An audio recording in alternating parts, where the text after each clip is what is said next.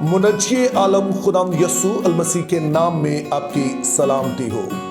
यसू मसीह तारीख़ इंसानी के मकबूल तरीन शख्सियत हैं और उसका सबब उनकी नस्ल इंसानी के लिए मोहब्बत और उनके अखलाक का मेयार है। और यही सबब है कि चाहे कोई मसीही हो या गैर मसीही हो, उनसे मोहब्बत किए बगैर रह ही नहीं सकता है। यानी कि हर वो शख्स जो कि यसू मसीह के बारे में पढ़ लेता है, जान लेता है, तो वो उनकी तारीफ़ करने पर और उनकी मोहब्बत का कायल होने पर मजबूर हो जाता है। तो बाइबल मुक़द्दस में हम बास वाक़यात ऐसे पढ़ते हैं, बास अल्फाज यसू मसीह के ऐसे पढ़ते हैं जिनको लेकर जो मसीहत के मुखालफीन हैं, वो दीगर मज़हब के बाज़ लोग हैं, वो दावा करते हैं कि दरअसल यसू मसीह जो थे वो गैर कौमों को ज़्यादा पसंद नहीं करते थे, या फिर वो कहते हैं कि वो गैर कौमों की तौहीन करते हैं। यहाँ तक भी दावा किया जाता है वो सिर्फ बनी इसराइल के लिए आए हैं। और अपने इस दावे को साबित करने के लिए जो एक आम हवाला इस्तेमाल किया जाता है वो मुकद्दस मत्ती की मार्फत लिखा गया इंजीली बयान, उसका 15 बाब और उसकी 21 से 28 आयत में पाया जाता है। तो वाकया कुछ यूं है कि यसू मसीह इसराइल की सरहदों के बाहर जाते हैं, यानी सूर और सैदा के इलाके में, यहाँ पर गैर यहूदी रहते हैं, जहाँ पर गैर कौमें बसती हैं। तो वहाँ पर यसू मसीह की खबर पहुँच जाती है। चूँकि पूरा इलाका, आसपास के इलाके यसू की खिदमत से वाकिफ़ थे, तो एक औरत को जब पता चलता है, जो गैर कौम औरत है, कनानी औरत है, कि यसू मसीह इस इलाके में आए हैं, तो वो उनके पीछे भाग कर जाती है। चूँकि उसकी बेटी जो है वो बदरू गिरफ्तार है और वो यसू मसीह से दरख्वास्त करती है, चिल्लाती है कि तू मेरी बेटी को शिफा दे। और फिर उनके शागिर्द उनसे कहते हैं कि तू इस औरत की बेटी को शिफा दे, या जो जवाब देना है वो दे।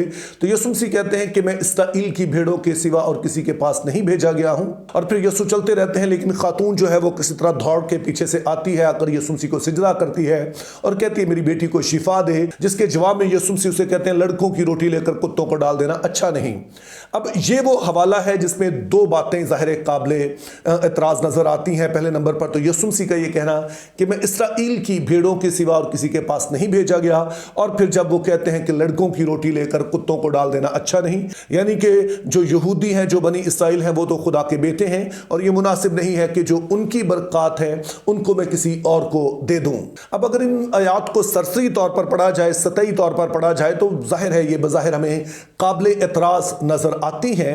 लेकिन जैसा कि हमेशा ही मैं जोर देता हूं कि किसी भी बात को हम बेहतर समझ सकते हैं जब हम उसके सियाक़ो सबाक़ को मद्देनजर रखें। तो यहां पर ख्याल रहे कि सियाक़ो सबाक़ या कॉन्टेक्स्ट जो होता है वो तीन तरह का होता है।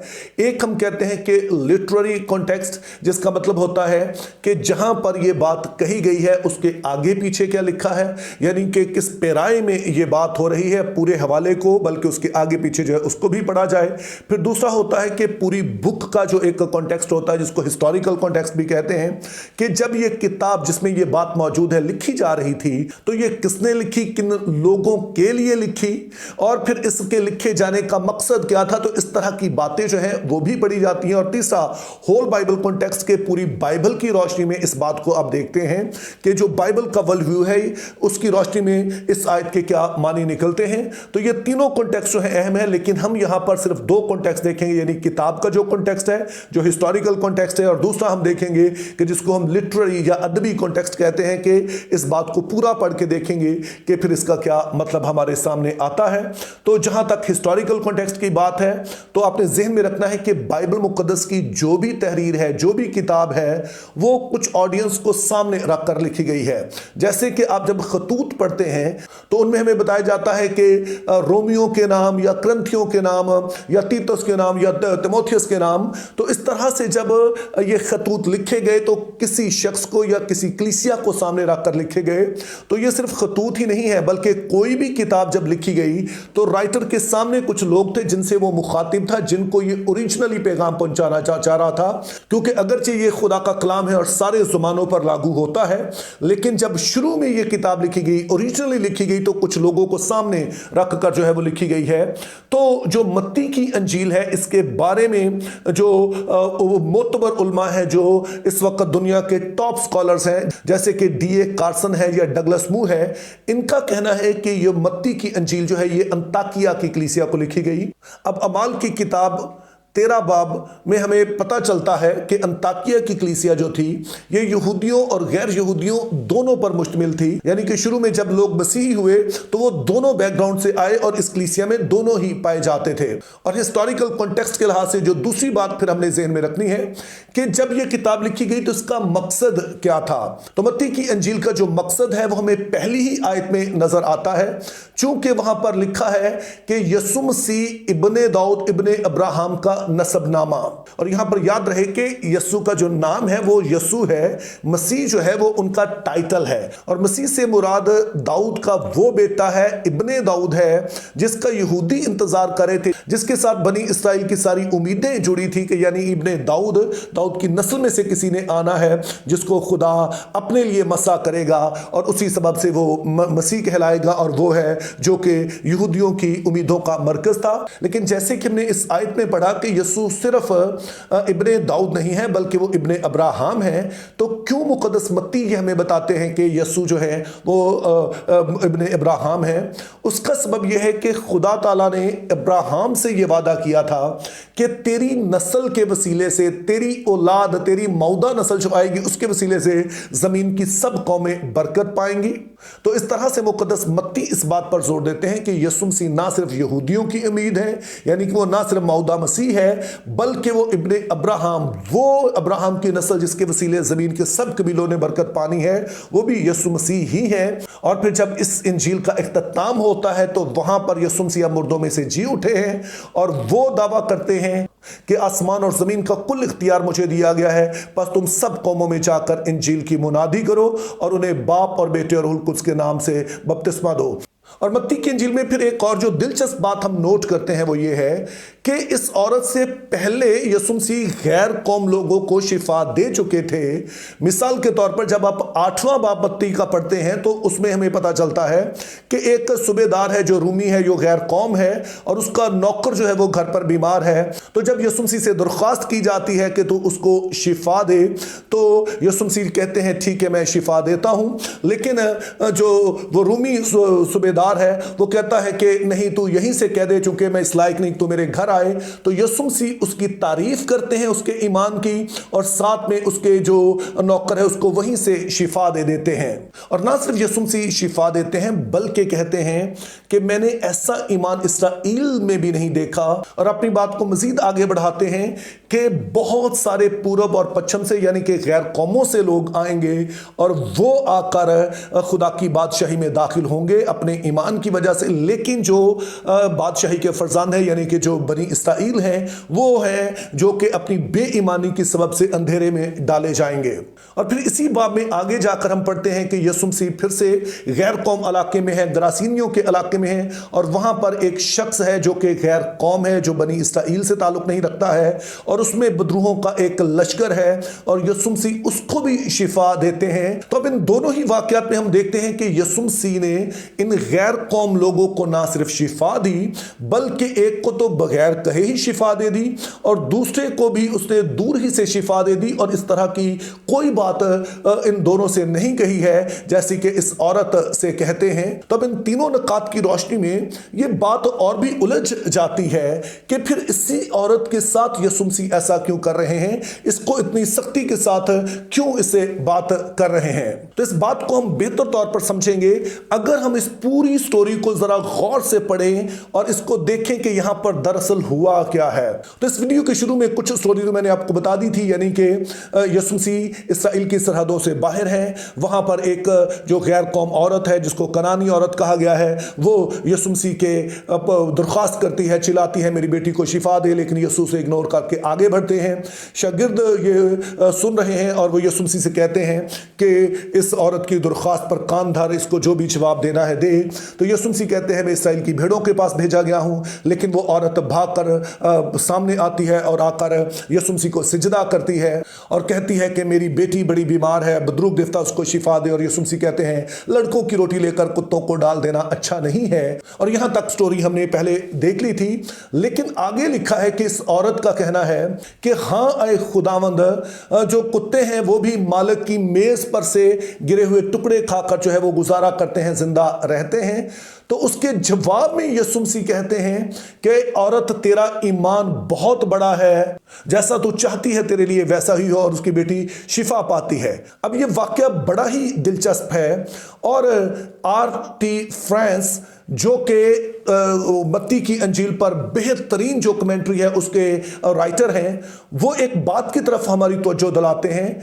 उनका कहना है कि जब ये औरत आती है और आकर यीशु मसीह से बात करती है तो यीशु मसीह एक आर्गुमेंट उसके सामने रखते हैं, और वो ये है कि जो बरकत हैं उन पर पहला हक जो है वो लड़कों का है, यानी कि बनी इसराइल का है। और इस आर्गुमेंट की बुनियाद पर यीशु मसीह कह रहे हैं मैं तेरी बेटी को शिफा नहीं दे रहा हूं। और इसके जवाब में ये औरत भी एक आर्गुमेंट करती है, और इस औरत के आर्गुमेंट के जवाब में बज़ाहिर लगता है कि यीशु मसीह लाजवाब हो जाते हैं। इसके बाद मजीद वो कोई आर्गुमेंट नहीं करते हैं, बल्कि वो उस औरत की जो दरख्वास्त थी उसको पूरा करते हैं। और ये बात अजीब है, ये बात इंतहाई अजीब है कि यीशु मसीह कोई आर्गुमेंट जो है वो हार जाएं, चूंकि इसी अंजील में और दीगर जगहों पर भी हमने देखा कि जब भी यीशु मसीह के साथ किसी ने बहस की, जब भी यीशु मसीह के साथ आकर उन्होंने मुबाहिसा किया, यीशु मसीह को फंसाने के लिए मुख्तलिफ तरह के सवाल किए, मुख्तलिफ तरह की दलीलें दी, तो हमेशा यीशु मसीह ने सबको लाजवाब कर दिया। और यहां पर बज़ाहिर लगता है कि यीशु मसीह लाजवाब हो गए हैं, आगे मजीद वो कोई आर्गुमेंट नहीं करते हैं, और ये यीशु मसीह के करैक्टर के बिल्कुल ही खिलाफ है। तो R.T. फ्रांस का इस हवाले से कहना है कि जाहिर है यीशु को ना तो हराया जा सकता है, ना ही उसको जो है वो लाजवाब किया जा सकता है, लेकिन इस औरत के सामने बज़ाहिर वो लाजवाब हमें नजर आते हैं, मजीद वो कोई आर्गुमेंट नहीं करते हैं। तो उसका सबब यह है कि वो पहले से ही जानते थे कि इस औरत ने जवाब क्या देना है। जैसा कि हम यूहन्ना की अंजील में पढ़ते हैं, दूसरे बाब में लिखा है कि यीशु मसीह लोगों की बातों का यकीन नहीं करते थे, क्योंकि वो दिलों को जानते थे कि किसी के दिल में क्या है। और फिर यही बात मुकाशफा की किताब में बयान की गई है कि वो दिलों और गुर्दों का जांचने वाला है। तो चूंकि यीशु मसीह पहले से जानते थे ये क्या जवाब देगी, और इसीलिए यीशु मसीह उससे ये बात करते हैं ताकि जब मैं ये बात कहूं तो उसके जवाब में ये बात करे, तो तब मैं इसके लिए आगे जो करना है वो करूंगा। चूंकि आपने ज़हन में रखना है फिर से कि यीशु मसीह पहले भी गैर कौमों को जो है शिफा दे चुके हैं। तो अब सवाल ये पैदा होता है कि अगर यीशु मसीह ऐसा कर रहे थे या ऐसा करना चाह रहे थे कि इस औरत के मुंह से ये निकलवाना चाह रहे थे, तो ऐसा क्यों? तो उसका सबब यह है कि यीशु मसीह इस औरत को नहीं बल्कि अपने शागिर्दों को और तमाम यहूदियों को और आज हमें भी और तमाम दुनिया को एक पैगाम देना ये चाह रहे थे कि यीशु मसीह की आमद के साथ वो जमाना चला गया कि जब सिर्फ बनी इसराइल खुदा के लोग थे, और अब वो जमाना आ गया है कि अहमियत इस बात की होगी कि कौन यीशु मसीह पर ईमान रखता है, चाहे वो कोई यहूदी हो या गैर यहूदी हो। जो कोई भी मसीह यीशु पर ईमान रखेगा दरअसल वही खुदा के हुजूर में मकबूल ठहरेगा। और ऐसा ही वो इस औरत के साथ भी करते हैं, और इस औरत को हम देखते हैं कि जब वो ये अपने ईमान का इजहार करती है, और ऐसा ईमान जो किसी भी तरह की बात से डिस्करेज नहीं होता है, तो उसी सबब से वो इस शिफा को पाती है, अपनी बेटी के लिए इस शिफा को पाती है। तो इस तरह से हम देखते हैं कि जो इस आयत का मतलब समझा जाता है कि यीशु मसीह की बरकत सिर्फ यहूदियों के लिए है, दरअसल ये उसका बिल्कुल उलट है। और यीशु मसीह इस वाली गुफ्तगू के जरिए से दिखाना ये चाह रहे हैं कि ईमान असल चीज है। वो कोई भी हो, ईमान के वसीले यीशु मसीह की बरकत में शरीक होता है। और यीशु मसीह ने इस औरत से पहले भी दूसरे लोगों को शिफा दी, और उनसे किसी भी तरह की ऐसी डिमांड नहीं की या उनसे ऐसी कोई बात नहीं कही। इस औरत से वो इसलिए कहते हैं चूंकि उन्हें पता था जब मैं ये बात करूंगा तो इस औरत का जवाब क्या होगा, और उसके जरिए से फिर वो उसे शिफा भी देंगे, और साथ में जो एक बड़ा मकसद, एक बड़ा पैगाम वो देना चाह रहे हैं वो भी उसे दे सकेंगे। और फिर से याद रहे कि ये इंजील अंताकिया की कलीसिया को सामने रखकर लिखी गई, जिसमें यहूदी और यूनानी दोनों हैं, और उन्हें यह सबक दिया जा सके कि वो भी यहूदियों यूनानियों दोनों तक पहुंचे, क्योंकि जो भी ईमान लाएगा वो बरकत पाएगा। और दरअसल ये अंताकिया की कलीसिया ही है जिसने पौलुस और बरनबास को भेजा ताकि वो गैर कौमों को इंजील सुनाए। अब एक आखिरी मसला रह गया है इस वाले हवाले में कि यीशु ने जब कहा कि मैं इसराइल की भेड़ों के अलावा किसी और के पास नहीं भेजा गया, तो इसको हम किस तरह से समझें? तो उसके लिए हमने याद रखना है कि ये वाला वाक्य जो है ये यीशु मसीह की जान देने से पहले का है, और ये वो दौर है कि जब सिर्फ एक कौम के साथ खुदा का अहद है और वो है बनी इसराइल। चूंकि खुदा ने अब्राहम से भी अहद बांधा और उसके बाद हम देखते हैं कि कोई सीना पर बनी इसराइल के साथ अहद बांधा, जिसके सबब से वो उसके साथ एक रिश्ते में जुड़ गए हैं, और इसी सेंस में दरअसल वो खुदा के बेटे भी कहलाते हैं। और चूंकि वो पहले से खुदा के लोग हैं, तो इसी सबब से जो यीशु मसीह की बरकत हैं उन पर पहले उन्हीं का हक है। लेकिन उसके बाद हम देखते हैं कि जब यीशु मसीह कुर्बान होने को हैं, तो वो बाला खाने में जब आखिरी फसह खाते हैं तो वह नया अहद बांधते हैं, और वो कहते हैं कि ये मेरे खून में नया अहद है। और देखते हैं कि अगली सुबह वो सलीब पर दिए जाते हैं, अपनी जान दे देते हैं, और उसके बाद वो तमाम दुनिया के लिए नजात का रास्ता खोल देते हैं। और दरअसल जब जी उठते हैं तो तभी वो कहते हैं कि सब कौमों में जाकर इंजील की मुनादी करो। चूंकि जो बरकत पहले सिर्फ बनी इसराइल के लिए थी और उन तक मैंने पहुंचाई भी है, लेकिन अब के खुदा की बरकत पर, अब मेरी बरकत पर, नजात पर सिर्फ यहूदियों का हक नहीं होगा बल्कि गैर कौमों का भी होगा। और बाकी सारा नया अहदनामा हमें यही बताता है कि हर कोई जो मसीह यीशु में है अब वो खुदा का बेटा है।